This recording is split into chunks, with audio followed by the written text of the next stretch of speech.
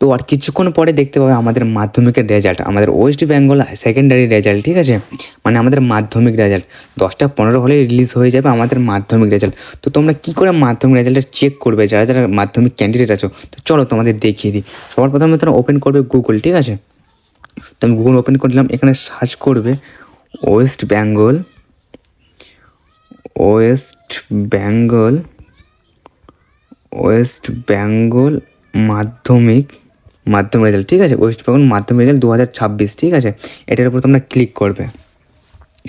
তারপর দেখো এখানে কী দেখাচ্ছে, এখানে দেখাচ্ছে ক্লাস 10 রেজাল্ট 2026 অন মে 8, 2026, মানে আজকে 8ই মে 2026 রেজাল্ট রিলিজ হবে, ঠিক আছে। তো রেজাল্ট তোমরা কী করে চেক করবে?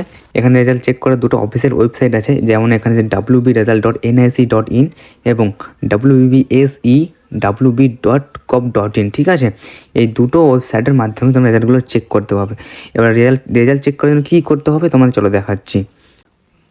এবার তোমরা কী করবে দেখো, এখানে দেখাচ্ছে হাউ টু চেক রেজাল্ট, ঠিক আছে। এখানে তোমরা দেখো visit the official result website, যেটা বললাম দুটো, wbresult.nic.in এবং wbbse.wb.gov.in, ঠিক আছে। এই দুটো ওয়েবসাইটের মাধ্যমে তোমরা রেজাল্টগুলো চেক করতে পারবে।